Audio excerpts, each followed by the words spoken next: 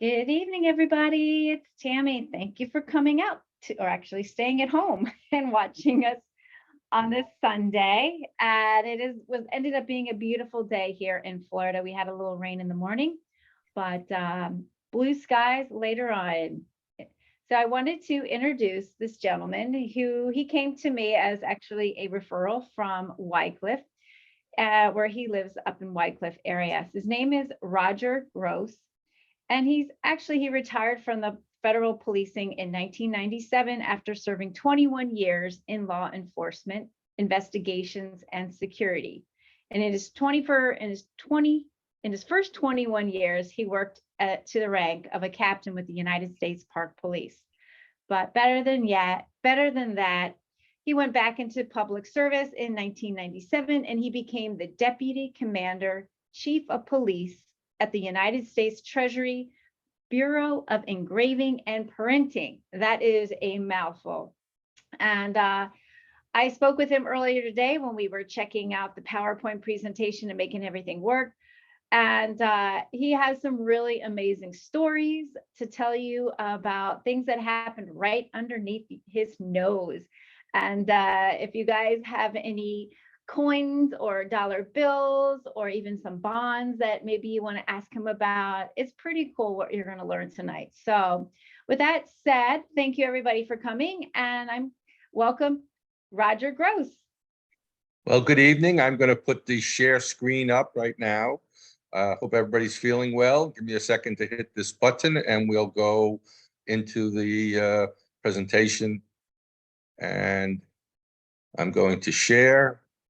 And Tammy will tell me we're doing good. It's in the right spot. Great. All right. Okay. So relax and have fun with this group. All right. Very good. Thank you. And Tammy, thank you. Big help with me being from not so young of a generation, but I'm learning. This is a presentation, Gleneagles Treasury Zoom presentation. Of course, my name, Roger A. Gross, and February 5th, 2003. And my presentation is History at the Treasury, Coins, Bills, Errors, Thefts, and Scams. And I'm going to go over a lot of things that occurred that when I was there, as well as history, which is one of my favorite topics. I actually was going to be a history teacher, but because of, unfortunately, the Vietnam War, all the young fellows who tried to avoid the draft went into teaching, and I never was able to get a job as a teacher. So I took policing. So let's see. So we're going to start off by looking at some things that are very common and not so common. Of course, bills are known as Federal Reserve notes. This is a copy of a $10,000 bill. And bills were made $10,000, $5,000, $1,000, and $500 bills that were in circulation. And all of them were either payable on demand in gold or silver. And when the United States came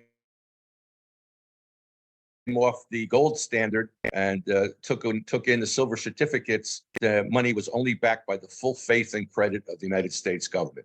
So any dollar bills issued today are called FRNs, Federal Reserve Notes.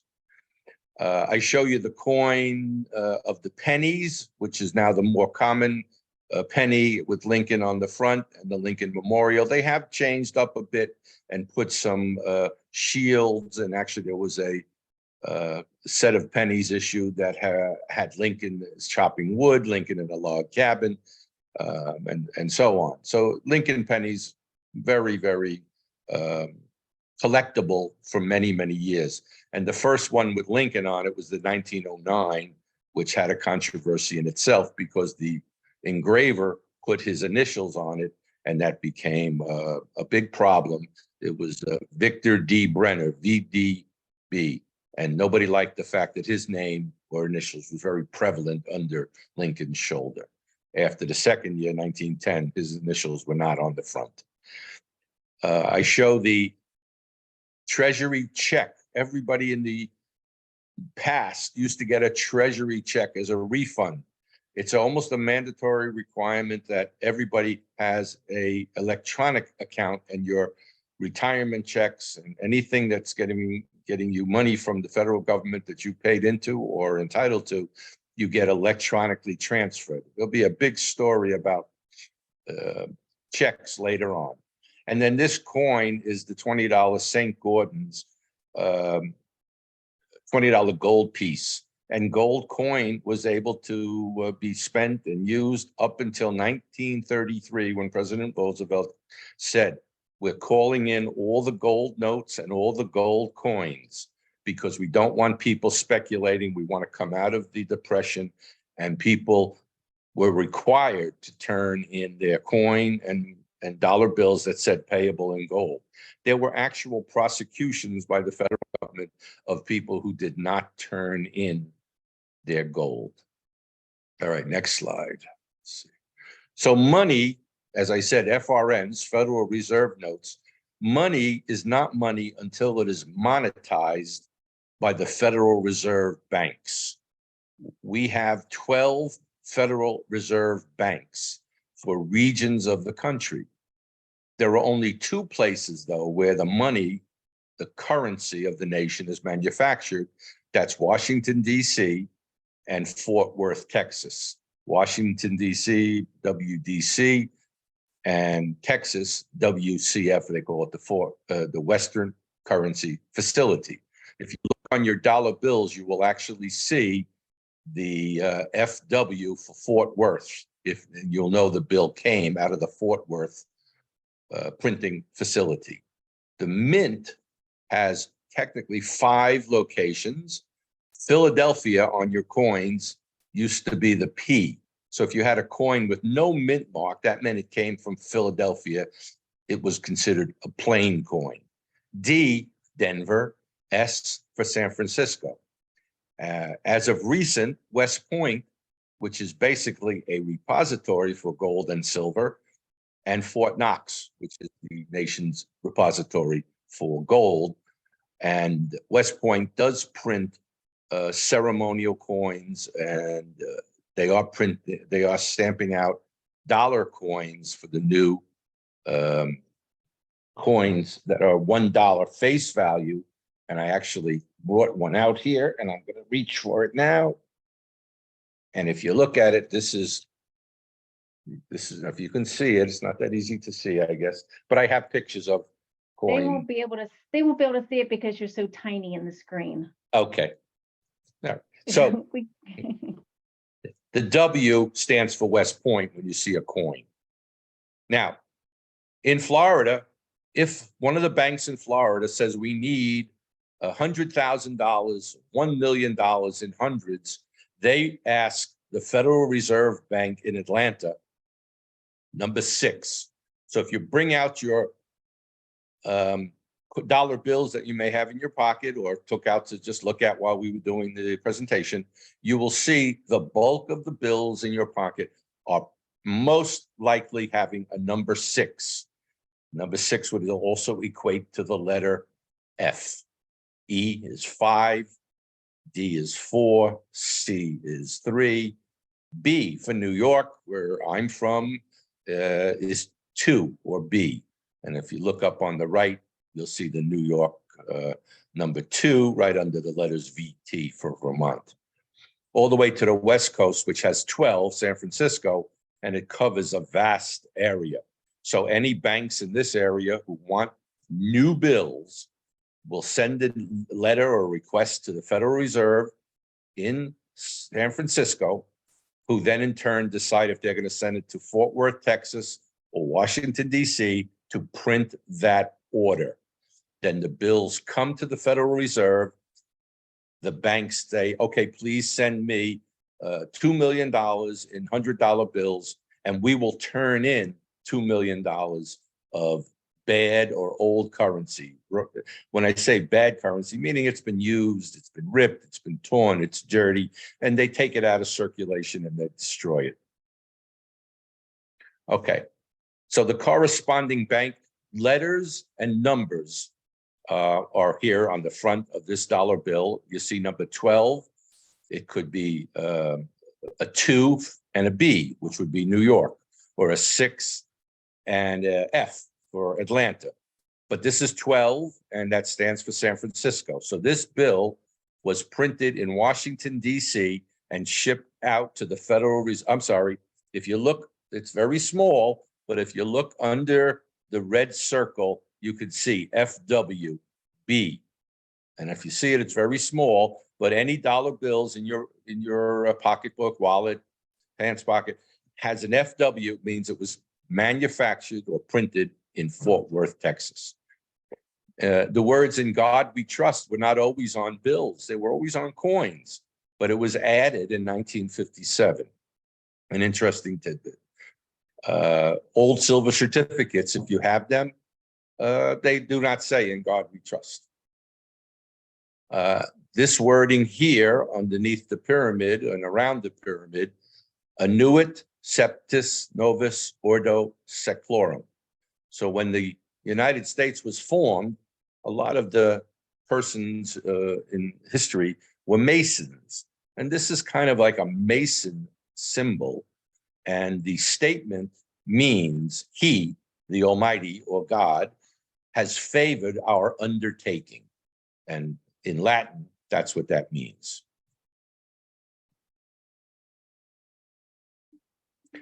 The Bureau of Engraving and Printing, which is where I work,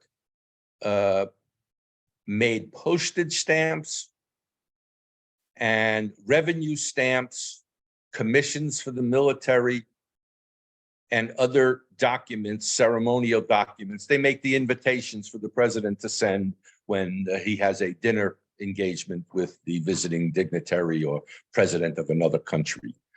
The stamp on the left is a stamp that was manufactured in around the 1920s or so, and it was actually manufactured unknowingly upside down. If you have this stamp, it's worth many thousands of dollars. It's called a inverted Jenny, and the plane was called a Jenny. The government decided we're not going to call this back because there's so many of them out there. We can't do anything about it. We're just going to leave them in circulation. Many a time, if it is found that the stamps have had errors, they try to pull them back before they're released.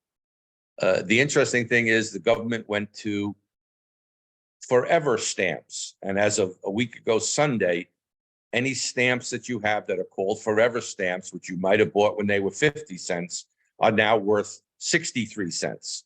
So if the more you bought years ago, you now have 63-cent stamps instead of 50-cent stamps.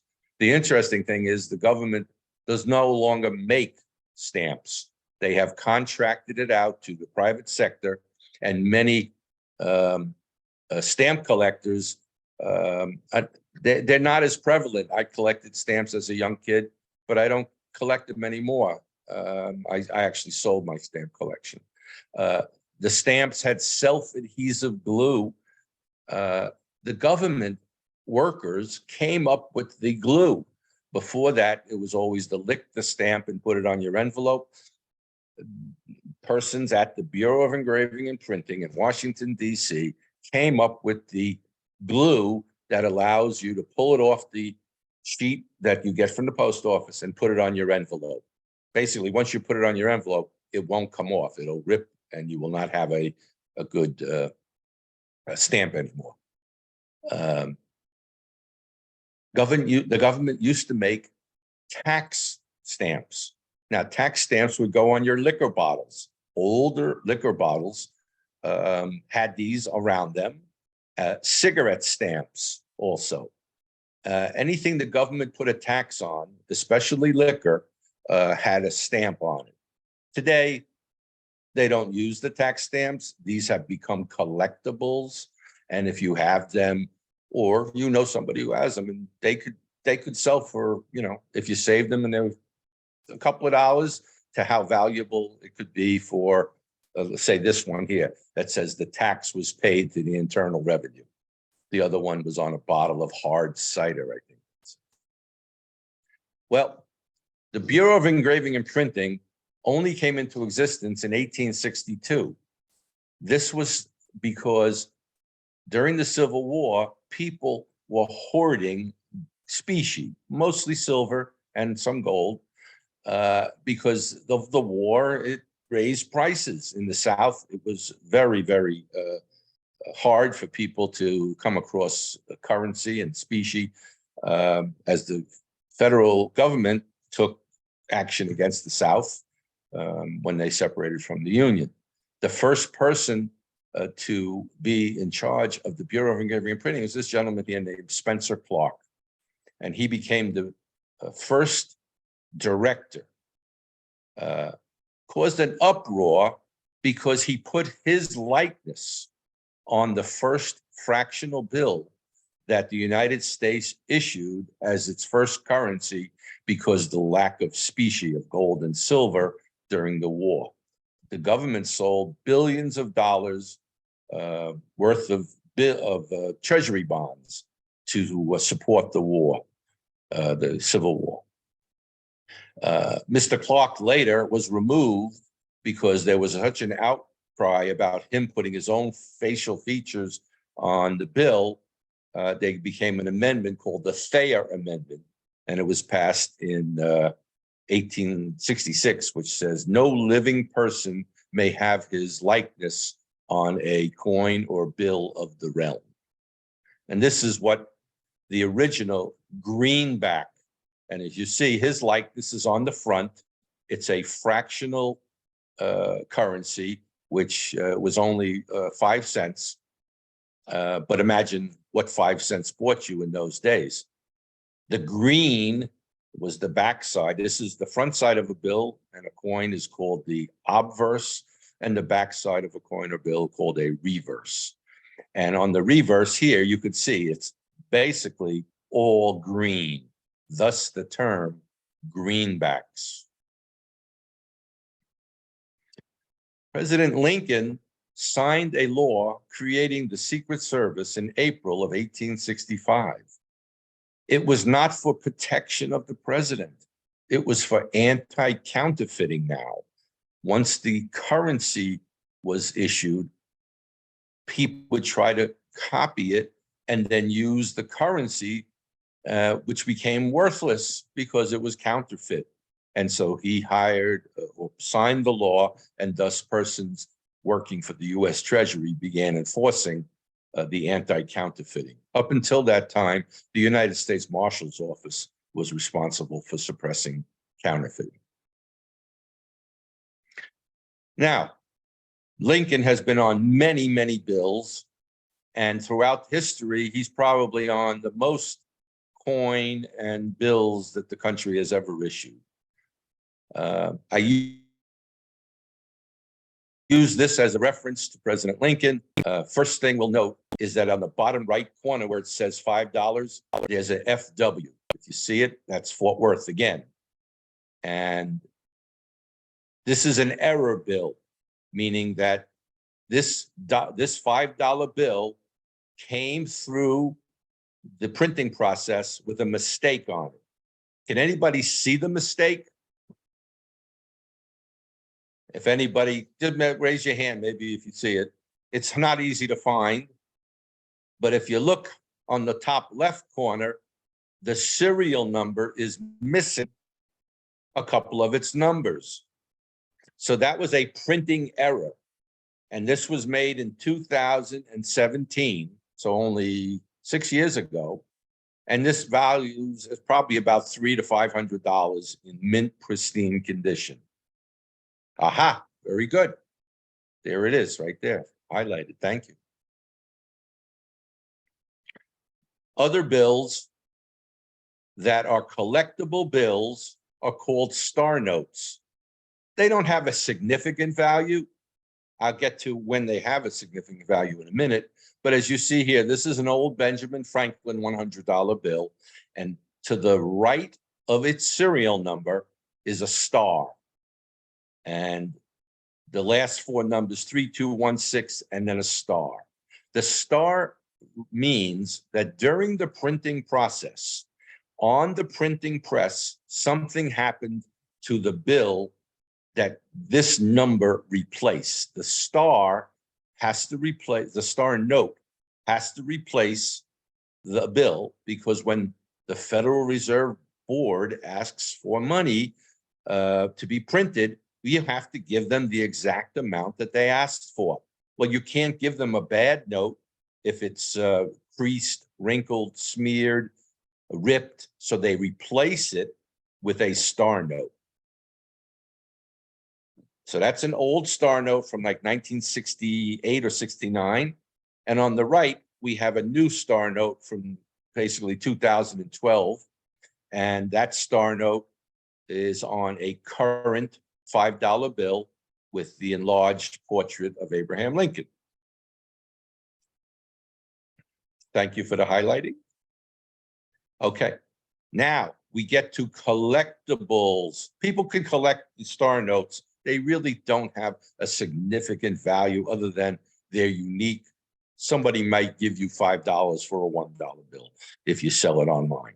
Here we have what we call collectible bills because they have odd serial numbers. So on the $2 bill here, we have 999-29-666.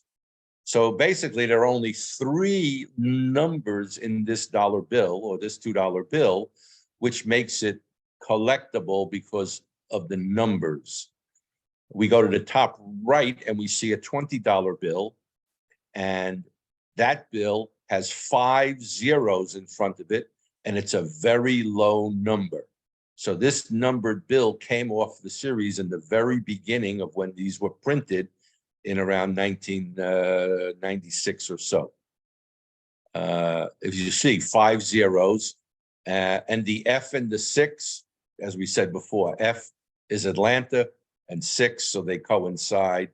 And that is the reason why that bill is collectible.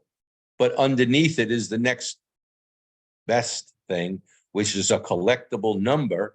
As you see, we have 666686 with a star. So not only is the number collectible, but the bill was marred or damaged in the process, so they had to replace it, and the star note had this number, which makes it that much more collectible. So if you're a collectible person, you like numismatics and paper money, that would be something you would want to have in your collection. Again, it's only as valuable as the condition, and then what are you going to do with it at some point in time? Somebody is going to sell it, or somebody may want to buy it. So now we have recent coin errors. And if anybody looks to the left and sees the quarter, this is a recent coin from 2005 in the state quarters. I have the full collection, 1 quarter each for each of the 50 states. And then we have, I think, 5 territories, and they made them, including District of Columbia, Guam, American Samoa, Puerto Rico, and 1 other. Well, if you look closely at the words, "In God we rust," what happened in the coin minting process, the die became covered up on the letter T for "In God we rust." Should say, of course, "In God we trust." And it came through the system, and there are thousands of these out there. For a person who collected coins, until I started putting this presentation together, I didn't even know it. And so, of course, I went to my book to see if I had one. I don't have it. But this could be valued at several $100s. Today, 2022, there is a series of coins from 2021 through 2025, which is going to be acknowledging women in American history. And this coin on the backside shows the woman named Wilma Mankiller, the first female chief of the Indian nations as a group. And so she was very known in the Native American population. but the coin error is on the top where it's cracked across the top. And as you see, mint error, this coin is called a Mint State 62, MS 62, and it has what they call a die break. So the die cracked and it made that cut across the top of Washington's head. Now the pictures of myself, Tammy, Ruth, and Robert are covering the coin on their backside or the rear. I'm not sure if you guys can see it. If we can move, Tammy, can we move our pictures to a different, our faces to a different side? Because the error is cracked all the way through the coin that our pictures are covering. I don't know if we can do that. All right. I'm not sure we can do that, but there's the. No, they can hide that. They can just reduce it. So can you. Yeah, they Okay. can see it. Yeah. Okay. Oh, let me see. Okay, there it is. Okay, very good. So there's that crack that goes through the reverse. The obverse has a crack on the head, and the reverse has a crack through the star and through part of Wilma's body.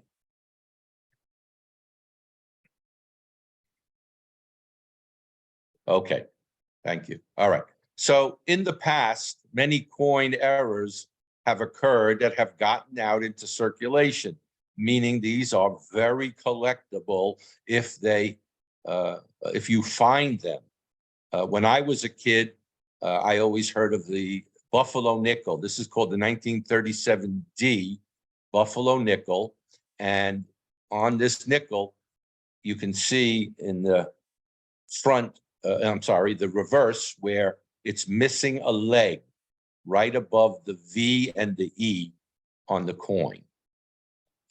This coin was submitted to the coin grading service, and it says it's an AU, almost uncirculated, but it's cleaned, a three-legged 1937 D nickel, Buffalo nickel. Very valuable. I don't have a price on it, but everybody tried to collect. My brother became very interested. He probably has about 5,000 Buffalo nickels to his name. This is an Eisenhower dollar. It actually made it out into circulation. What happened was the coin die hit the plant, what they call the round circular piece comes off a planchette. The planchette makes a circular piece, then the circular piece goes into the die, and both sides of the die are stamped simultaneously. Well, the coin didn't make it into the die properly, and this is what the stamp of the Eisenhower 1978 dollar came out in a roll of coins. There's more than one in circulation, obviously. The coin on the penny, it's a wheat penny of Lincoln, and it's a 1959 D for Denver. And the 9 on 19 is covered in with debris. So from the printing process, from the stamping process, the die chipped and pieces came and solidified the circle of the 9, which makes it collectible. It's not supposed to be. It's supposed to be like the 9 on the right.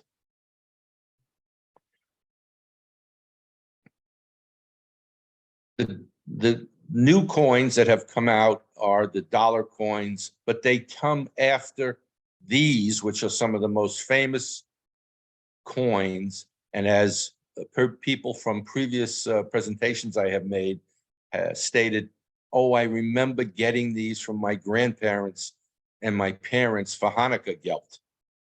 And this is a Morgan dollar on the left. It says it's an obverse strike through. Personally, I can't see what is the error on it, but the PCGS, stands for the Professional Coin Grading Service, has given this an MS Mint State 63 value. And that value and of the MS 63 will always be acknowledged through that barcode. They have become more used in sale and collecting than just plain coins that have no encasement. The other new company that does this type of work is called NGC, National Grading Coins. They have, I'm sorry, Numismatic Guarantee Corporation, but they just call it NGC. And this is a mint state 62, which has some type of error. Again, I don't see the error, but it is an error, and that's a coin that is collectible because of that error. If I had it, I'd just keep it anyway, because one of it is some of the most beautiful coins that were ever made. Now, these were made till 1904, then they stopped, and they made a couple in 1921, and then they did the peace dollar, which is on the far right. And the peace dollar went from 1921 to 1935. And this one here is a mint state 66 from the PCGS. That's the other grading service. These two are the major ones, PCGS and NGC.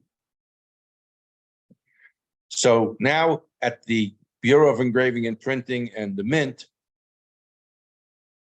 there's been thievery. Oh my God, thievery. Imagine that. Oh, sorry, go back.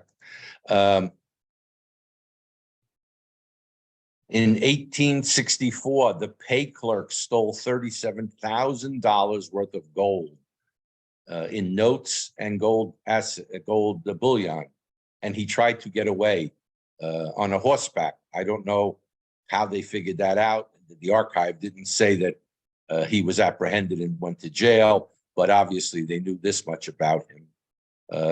Somehow or other, the Wild West seems to have been very prevalent in thievery. In 1901, an employee, chief clerk of the San Francisco Mint, Walter Dimmick, stole $30,000 worth of coin and gold. And then in 1920, from the Denver refinery, an employee named Orville Harrington smuggled out $80,000. Now, that's not a lot of money today, but it was a lot of money back in the day, when here you have Bernie Madoff making off with billions of dollars, and this kid from the new cryptocurrency stealing money right and left. This is nothing compared to that. It was valuable in the day. The interesting story I was going to tell you is about the St. Gordon's $20 double eagle. And what happened was that President Roosevelt said, to stop the hoarding and the inflation during the Depression, we are going to recall all gold coin and gold seal notes. And the gold seal coins and notes had to be turned in, and you were given the face value at the bank. And as I said before, some people did not turn it in, and they kept it. But in 1933, they minted gold, $20 gold pieces. But because the president said we are not giving out gold, we're calling in all gold seals and gold coin. These gold coins, I just happen to have, I think that's a 33, it may be 23, but my eyesight is a little bit off. They were never issued. So around 1999, 2000, a person goes into a coin store in Philadelphia and says, I'd like to know what the value of these coins are. And the coin dealer, wanting to make sure that he does the right thing, says, oh, these were possibly stolen because 1934, no coins were issued. And so that these coins could not have been a legal tender. And there became a lawsuit with the family. It turns out that the coin store, the coin person, knew somebody at the mint in Philadelphia, and the person worked for the mint. He was a suspect in the thievery or the theft. And according to the recent article that I just read, the person did not successfully win in court, and the government seized and kept the gold coins because they were never issued by the government. There's a story about how they used to do handshake agreements and people could turn in coins to the mint and mint would give them new coins. It really does not sound like a legitimate way of doing business, especially knowing that I, as an employee, was not allowed to touch the money for any reason unless I had a legitimate law enforcement reason. One coin was given to the king of Egypt. He was known as a great collector of coin. And somehow or other, when he was deposed, when he was overthrown as the king of Egypt, his coin possession did not go with him. The coin was somehow smuggled into the United States and was going to be auctioned off. But the Secret Service found out about it and they seized it. And that was just before 9/11. The coin wound up in Secret Service headquarters in New York, or Secret Service field office in New York, right before the World Trade Center was attacked. And the coin was then given to the government. The government auctioned the coin, and it got one of the highest record coin sales. But had it stayed in the building, the World Trade Center, it probably would have been lost. The other interesting story is involving the gold standard also, or the gold coins. So as many people know, Charles Lindbergh, though not necessarily a nice person, unfortunately had his child kidnapped. And the reason to believe that he actually died, the baby died, unfortunately, they feel when the person fell out the window and landed on the baby. But they paid the ransom unknowingly before the body was found. And the gold notes were called in by the federal government, and as we see here on the bottom, in gold coin payable to the bearer on demand. Well, they deliberately paid the ransom of $50,000 in gold seal notes. And because they had been recalled, they were sparse. There were not many in circulation. Now, of course, Lindbergh was in New Jersey. The actual commandant of the New Jersey State Police was Colonel Schwarzkopf. His son later became the Desert Storm commanding general. And during the course of business one day, a car pulls into a gas station in and around Jerome Avenue in the Bronx. And the person buys gas. And the attendant says, "Oh my goodness, I haven't seen a gold seal note in about 2 years now. This is interesting." He writes the license plate of the car across the back of the $10 gold seal note. This is the actual copy of the $10 gold seal note that was handed to the gas attendant by the driver. When the banks received the cash deposit from this gas station, the banks were aware that the gold seal notes were paid. They notified the police, the New York City police, who notified the Secret Service, the FBI, and the New Jersey State Police. And lo and behold, the license plate was able to be read. And that car is the car that was owned by Bruno Hauptmann, who later was charged and convicted for the kidnapping of the Lindbergh baby.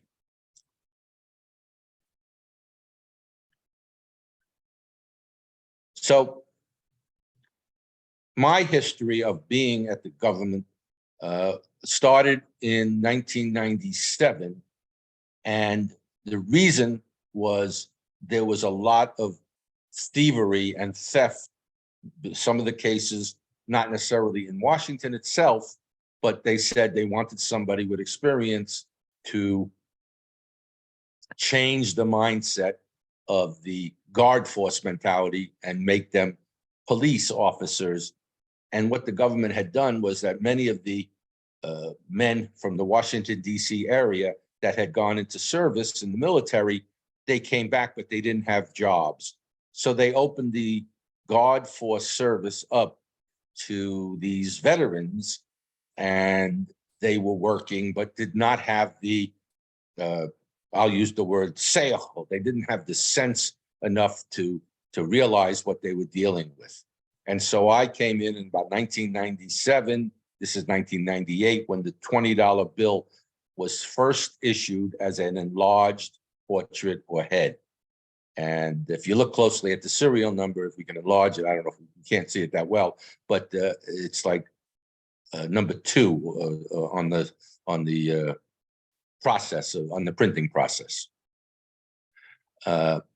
New forms of anti-counterfeiting were invented, and there's also microprinting. And if you take a high-powered magnifying glass today and you look around the collar of your $20 bill and the circle around on this type of bill, it'll say USA 20, USA 20, USA 20, called microprinting. If somebody tries to use a photocopier to copy the money and then pass it along as real, it won't be able to be seen because the microprinting is only fine when it's on its original bill, not when it's photocopied. So that was one of the intended features of the bill. So just before I was hired, as I said, the Guard Force was not really up to the task. And the gentleman who was in charge of making the $100 bills for the new program of enlarged currency portraits and new counterfeiting measures, I used the word, he bamboozled and hoodwinked his way past the officers every day, taking $1.6 million in currency notes. And the difference is until money is monetized by the Federal Reserve Bank, it is not money. But you and I cannot tell it's not money. It looks like and feels like it is. But until the money is issued at the Federal Reserve level, it is not considered money. Well, this man, police didn't find him, Secret Service didn't find him. A suspicious bank teller on the Eastern Shore of Maryland said, why is this man bringing in all these consecutive $100 bills and depositing them in a bank account when he could probably do a wire transfer, but deposit them in one bank account where he lived in Washington, and then just write a check to change the and make deposit. They call the security manager. The security manager says, yeah, that's strange. The security manager calls the Secret Service. And the Secret Service agent shows up, and this is computerized.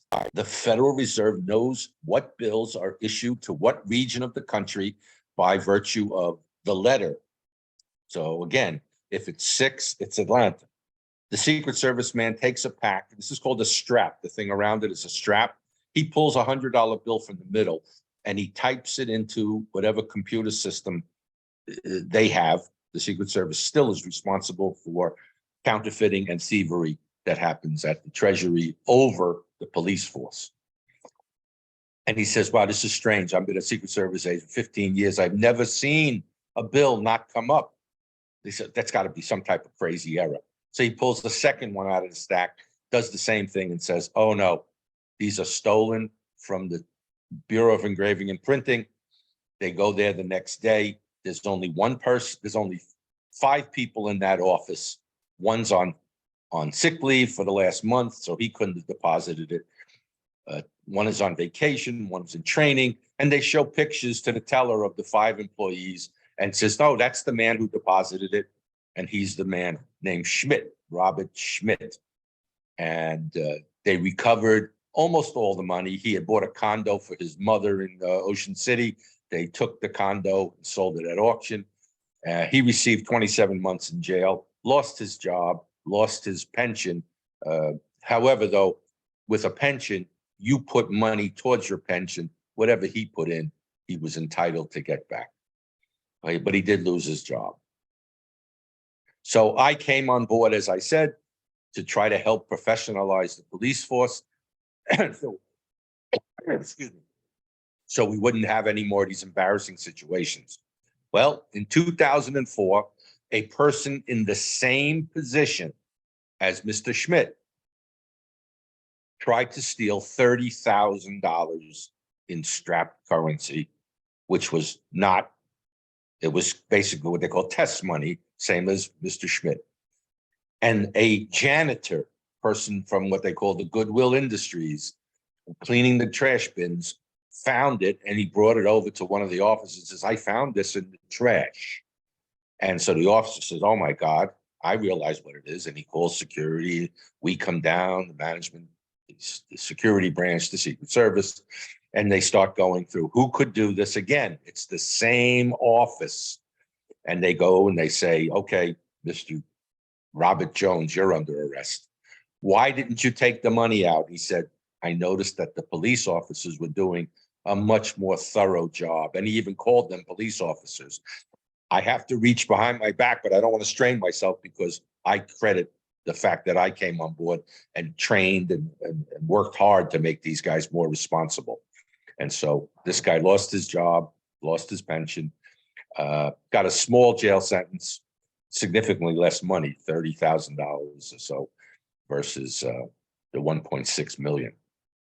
But still, government employee thievery didn't look good in the newspapers.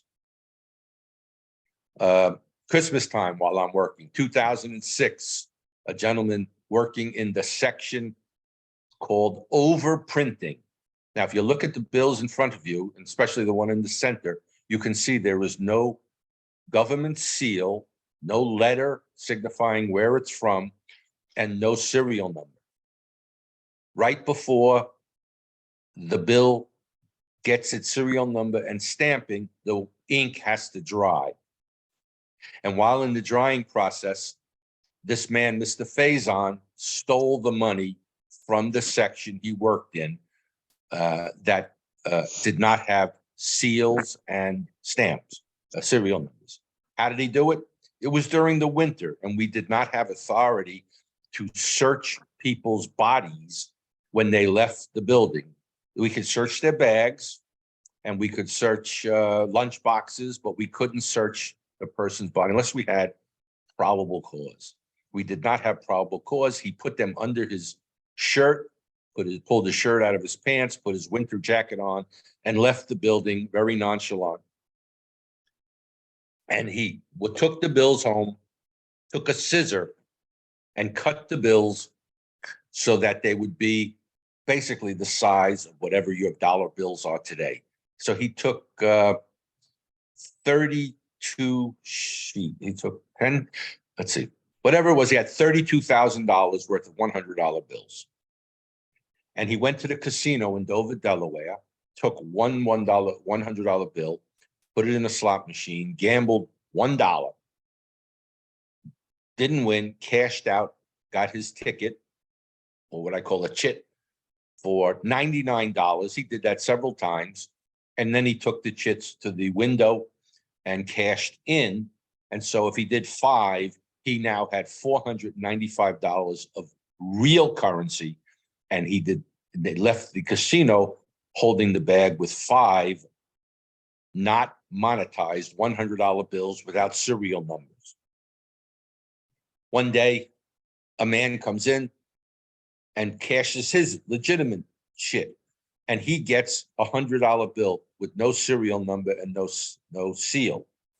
And he says, oh, wow, I just found a real collectible bill. He goes down to a coin store in Delaware, and the proprietor of the coin store says, oh, no, this is not legitimate. There's no seal and there's no serial number. This was stolen from the Treasury, Bureau of Engraving and Printing. And how do I know? Is because it would never leave the government. It has to have a serial number to be accounted for. And look at the cutting. The way he cut it with a scissor indicated that it was not a fine line cut.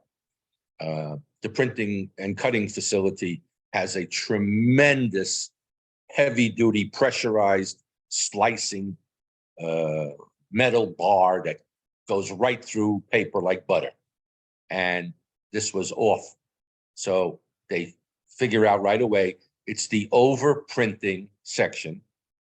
They go right to the manager of the overprinting and said, how many employees are working? Who could have taken these out? Let's see. So they got pictures of the person at the casino, and they matched it up with a picture of the person who worked in that section. And lo and behold, it was Mr. Faison who stole the money, confessed how he stole it. And they found the rest of the bills in his house. Technically, he stole paper and ink from the government, because money is not money until it is monetized. The actual person who lost money was the one man who lost the $100 bill. He got in change from the cashier, and the casino in itself, because they gave him $495 of real money. So they had a theft in technicality of $495. They took it as a write-off, and the man got a receipt, and he was able to take the $100 off his income tax. Mr. Faison lost his job, lost his pension, and did a short stint in jail also.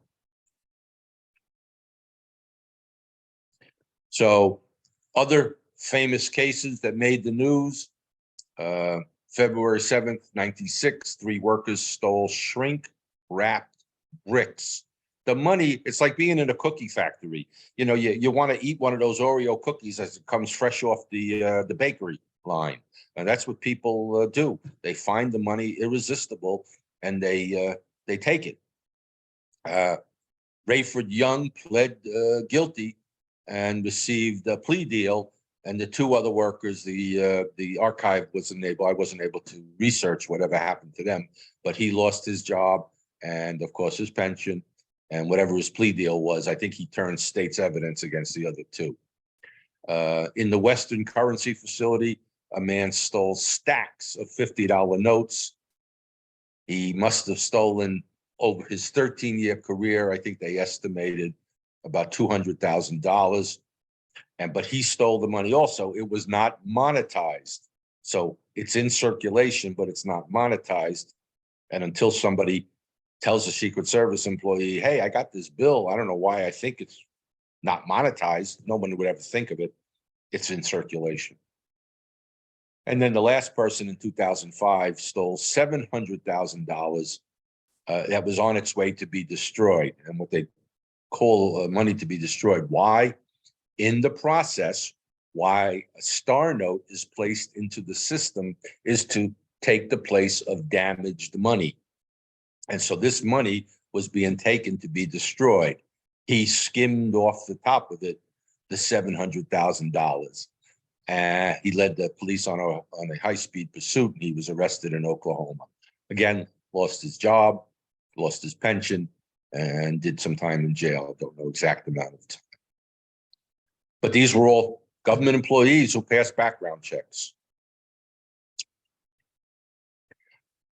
Other scams that happened while I was working was that the maintenance people stole copper wire. Copper is the third, well, let's see. Copper used to be in every penny. It costs more than a penny now to make a penny. So they've changed the formula of the metal that is in pennies. But in the day, they had thick electrical wire that was used to connect the printing presses to the electrical circuits in the building. And the brand new presses were called Heidelberg presses. They came from Germany, and they had to set up new electricity and computerization. And so all these used heavy copper wiring for the process. They stole pieces of the copper. It was found out, somebody told us, and then they were arrested when they found the copper going out the building.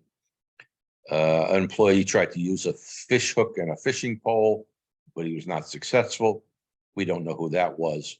But then the final story that was told to me by one of my fellow employees was he was an investigator, was told to find out who stole money from the coffee fund in the director's office at the Bureau of Public Debt. So that check, as we see here, back in 85, 86, 87, the was processed and people would get checks in the mail.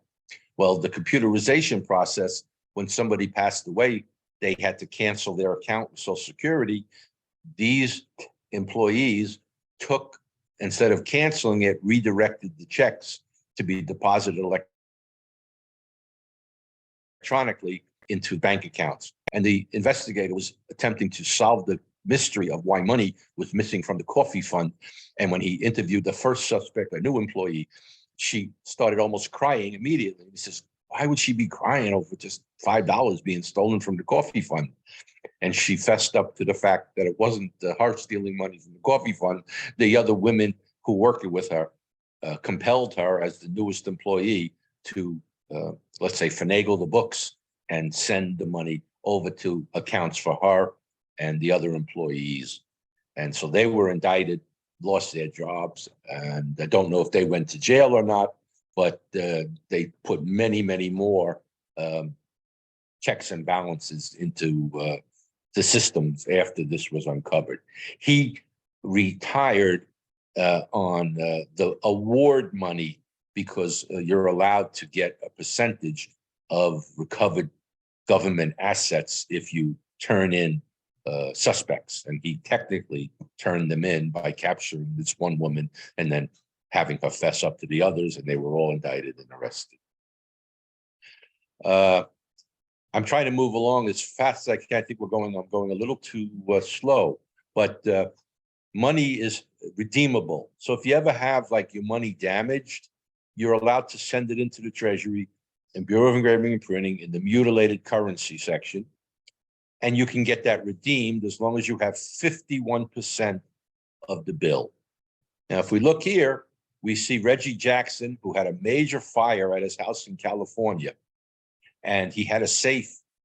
And in his safe, it protected the money, but the temperature got so hot that the money was seared. It didn't burn up completely, but it was seared.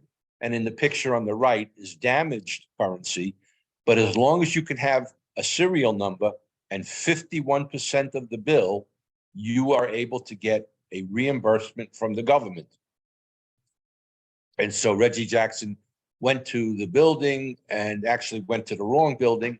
And they took him, brought his money over to the correct side, which is called the mutilated currency section. And he wound up getting like the big tour. This was right after the Reggie bar came out, the chocolate caramel bar that had his name on it, the Reggie bar, as I remember it. It was a good candy bar.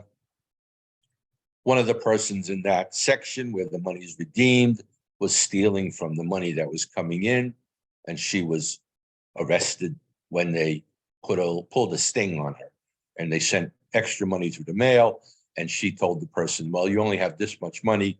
And when she left, they actually searched her and found the money that was submitted, was sent in by the government security officers. Scams that occurred where senior security officers came in on their days off to wash cars, and they washed the government cars and put themselves on overtime. Supervisors also encouraged it, and they came in to supervise them, gave themselves extra pay. I put an end to that scam. It saved the taxpayers a lot of money. And the first year I worked, I was able to save $200,000 of your tax dollars by ending the scams and ending the overtime that wasn't necessary. Little facts of tidbits today: over $20 trillion is in circulation. The company that always makes the paper, which is not paper, it's called Cotton and Linen Blend of 50/50. And during World War II, they had to change the blend to 75/25 due to shortages. But then they brought it back to the 50/50 blend.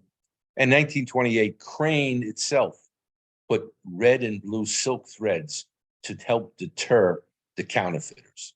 So little tidbits on the bills. If you look at them, you'll be able to see that it has little threads. This is the outgoing treasurer of the United States, Rosie Ruiz, Rosie Rios.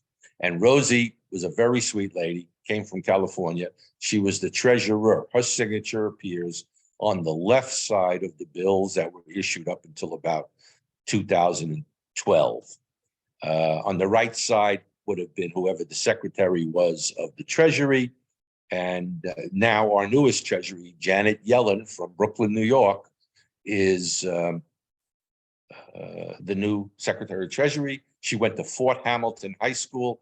The first Secretary of the Treasury was, of course, Alexander Hamilton. Here I'm presenting the outgoing treasurer with a certificate honoring service people that the Bureau of Engraving and Printing made every year to honor the veterans. So before anybody asks, when do we give out free samples? Every February 31st. So if you come by on February 31st, you'll be able to get free samples. I thank you for your attention. And if you have questions, I'd be happy to answer.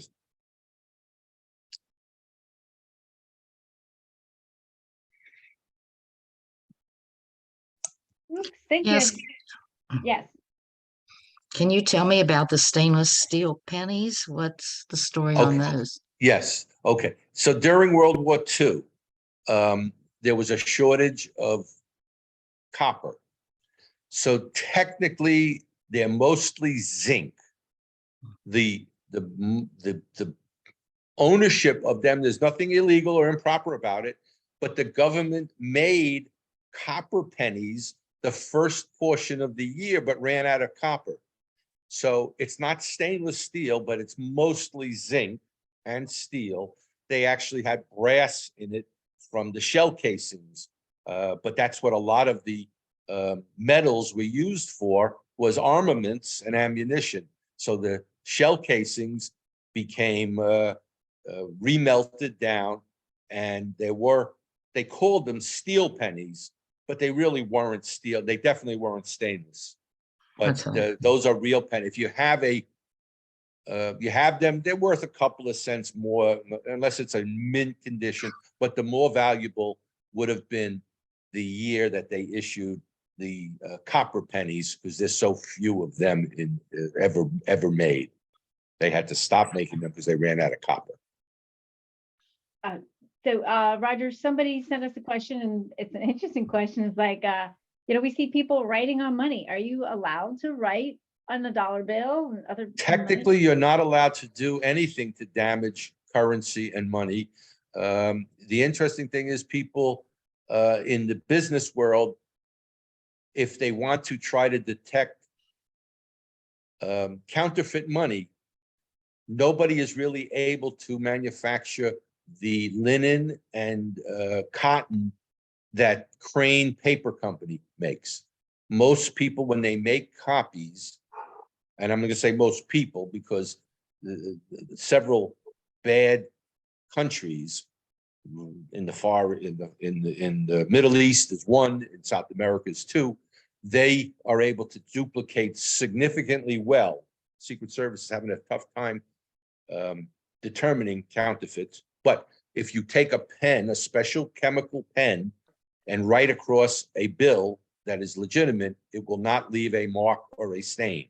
If it's counterfeit by photocopy or copy paper or any other paper, it will leave a mark on the bill.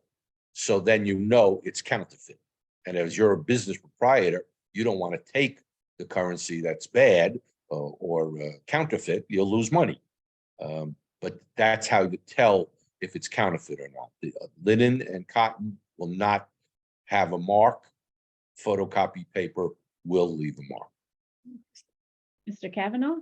How about one of those thieves that had taken the money out of the department there and actually used it to buy something overseas? How long would it take to get detected? It's a good question. And the question was, how could somebody use the money to buy something overseas? They would have to deposit the money because nobody sends stacks of bills.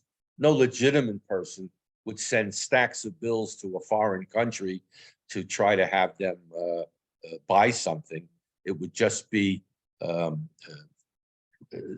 the mail. I don't think that's a viable. If you know, go ahead, sir. Maybe you have an answer. No, the question is that suppose that somebody were to go on a cruise or go to take a airplane trip to Italy and they depart and they wanted to buy something over there.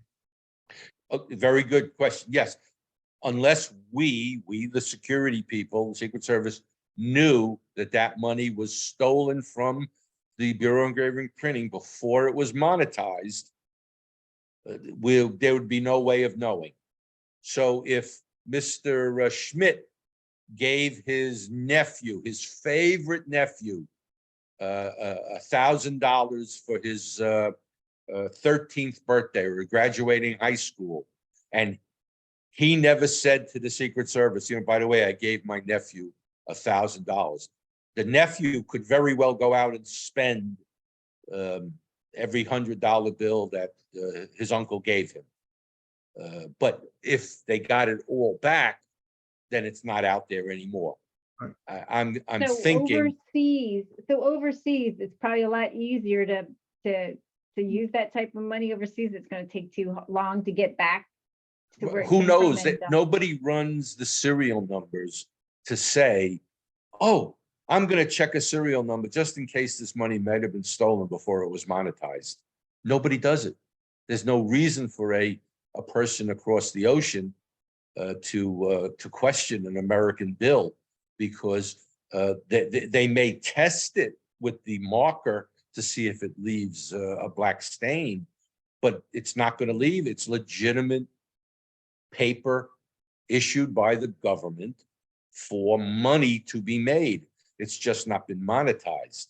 So if an employee gets out and spends it in Italy and we don't know about it, it's gone. We won't know about it. Exchanges catch it? Unless it's known that it was stolen by an employee. But that, see, it almost answers itself. We don't know what we don't know. We didn't know that Faison had stolen the 10 sheets, and they were called 32 subjects. So he got $32,000. We didn't know that Faison stole the money, the paper and the ink on the $100 bills because we had no reason to suspect that he was walking out with money. It's only when the casino gave the money to a separate person, they didn't hand count.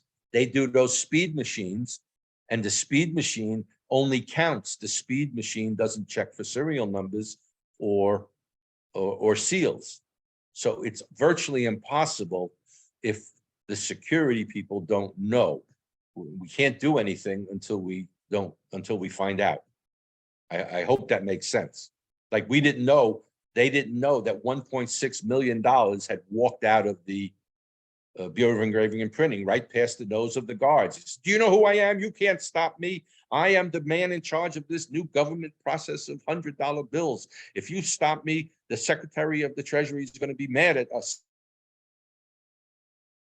Mrs. Greenberger, did you have a Ready on question? time. I have to get up to Yeah, for the charities around here, they take a $5 bill and put your name on it and you put it in a bowl and then grab the winner. Is that an illegal? Technically it is, but nobody's getting prosecuted for it. I think I've only read about one person ever getting prosecuted. He took and marred coins in some way from West Virginia. It's virtually it's a law on the books, but it's not enforced. The same way you can have coin jewelry. It was a big thing to have the silver coins cut out and made earrings or cufflinks. Yeah, they do that with pennies a lot at some of the fairs and things, or they Yeah, used to. at the Statue of Liberty, there's a machine you can put your penny in and Yeah. it marks the penny completely. It's the Statue of Liberty. The government's not going to prosecute. It's not certificates. We have a question on our chat. Someone said that we have silver $1 bills and a couple of silver $5 bills. Are they still valid currency? Yes, silver certificates are still usable and spendable. If you have them, there are probably coin dealers who may want to buy them, depending on your condition. Condition is everything. A standard silver certificate, if you put it on eBay, you might get $3 to $5. A coin dealer has to make a profit. So if you sold it to him, he may only give you $3, and then he may sell it for $5, so he makes a $2. But anything that says silver certificate is still currency usable, but it's just not payable in silver. Thank you. Anybody else have any questions? Does anybody But- have like collect coins? Yeah, Hanukkah, you know what we gave to our kids, right? You never know Right. what you gave away to your That's right. grandkids. Oh, I will say one thing. If you do have Morgan or silver dollars, don't sell them to anybody who says, I buy coins. Don't have the person come to your house if you're thinking of selling them. You don't want anybody coming to your abode and knowing that you have them in your house. Go to a coin dealer. You can find legitimate coin dealers online.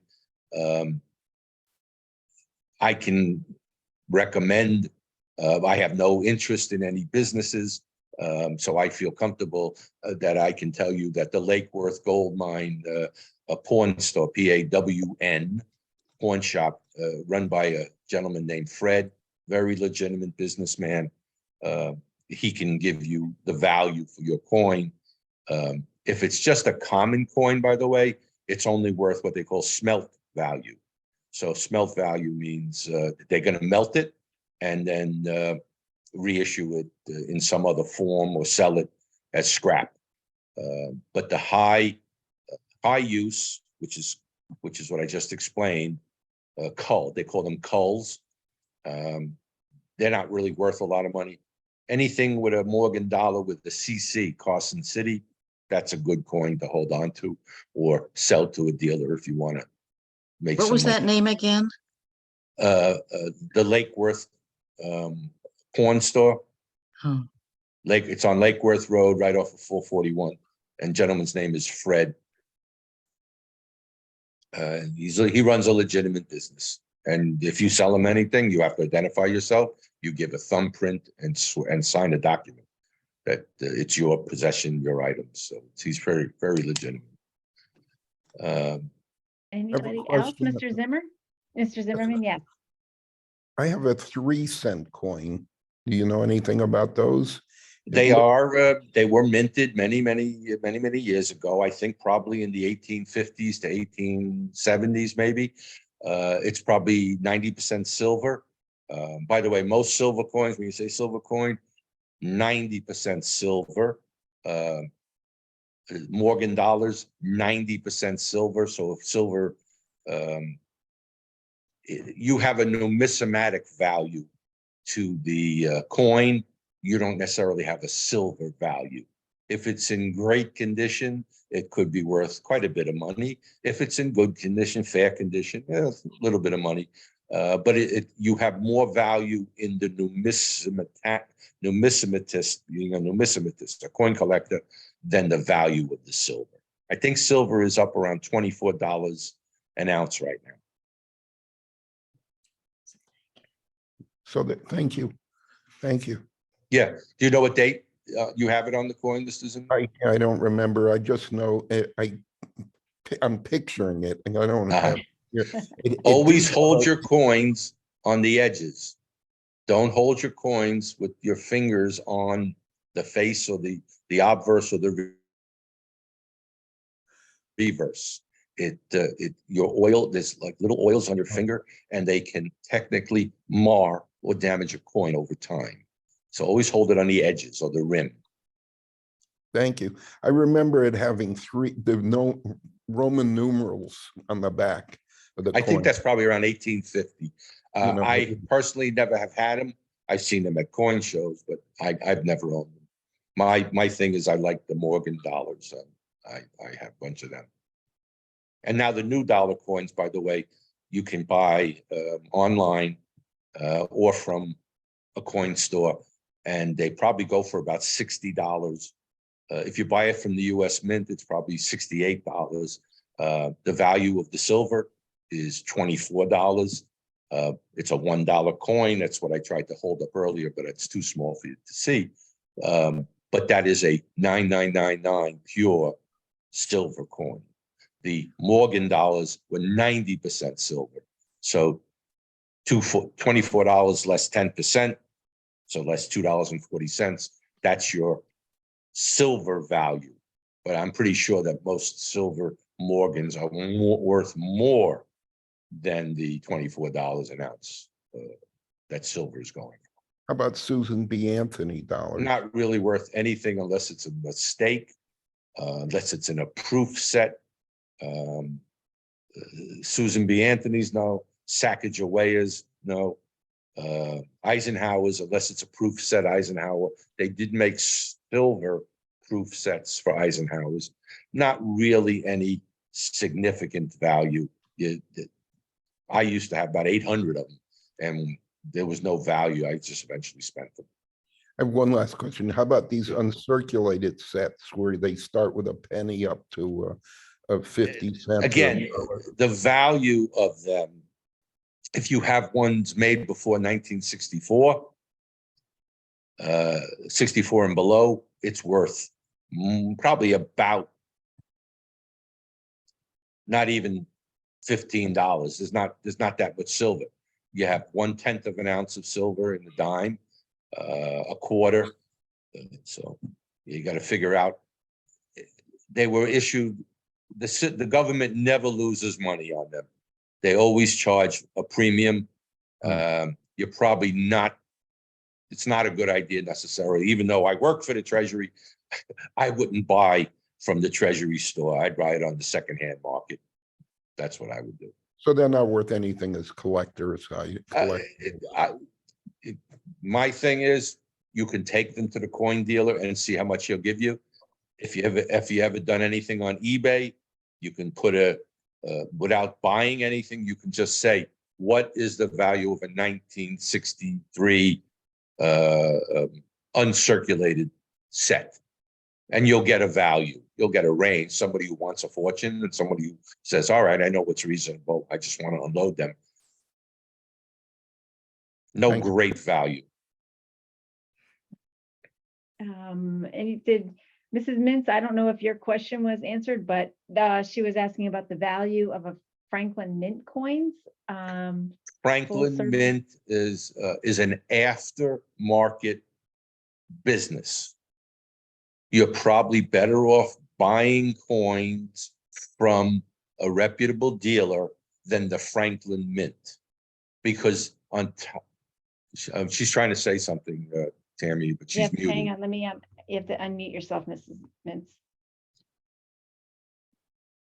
What about the ones that are complete sets that have never been opened in the big wood boxes, like all the presidents, signers of the Constitution, all of those things that have never been opened? Are they worth exactly what they weigh, or are they not all silver? I'm not going to say I'm an expert to answer that question. All I know is the Franklin Mint, the Danbury Mint, those are aftermarket sales corporations or companies. They're in there to make a big profit. And so they will sell you, like right now, you can buy the new walking Liberty dollar, standing Liberty dollar from 1986 to 2022. And you'll pay about $100 a coin. But the value of those coins is not $100. It's less. So yes, they may be sealed. Some collector may want them, but personally, I would not recommend buying from a Danbury Mint, Bradford Mint, or any of those. They're not real. They are legitimate businesses out to make a profit.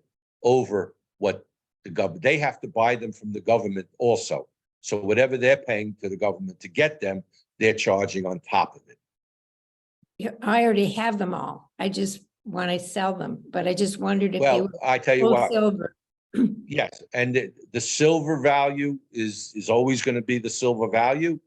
But I'm not a coin dealer. Like I said, I like more my Morgan dollars. I have a couple of gold coins. I like proof. I like the commemoratives. So I have some commemoratives.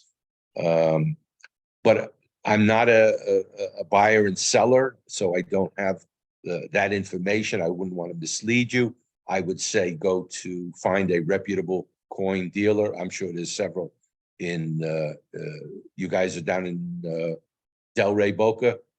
I'm sure there are several in the area that have been in business for many years. You can take it in and get estimates from 2 or 3. And then if it's time to sell, you sell. Thank you. All right, everybody, I'm going to stop the recording. And if I can find it, there we go. And I just wanted to thank Mr. Roger Gross. He talks on several other subjects. So I can always send that out to everybody, and maybe we can bring him back virtually or in person. So Love to, thank you, love to. Mr. Gross or Roger, for coming Roger. on, and And everybody. Mr. Cap, I hope I answered the question for the gentleman about the money overseas. If we don't know, we don't know. So, but always remember, money has to be money. It can't be money until it's monetized. So that's the interesting thing. All right, thank you, everybody. Good health. Stay well. Thank you, Tammy. Great help. I appreciate everything. Thank you. All right. Stay so well. everybody, Bye-bye. Bye-bye. So everybody, we know what we're doing on Thursday, right? We're either going to see Dr. Watson in person, or you're going to watch him on Zoom. But if you're on the wait list, I suggest you watch him on Zoom. And if you want to cancel your in-person for Dr. Watson, you can do that and see him virtually on Zoom. So what else? There's so much stuff going on. Let me know if you have any questions, but everybody have a great evening, okay? Talk to you later. Bye, everybody. Bye. Bye.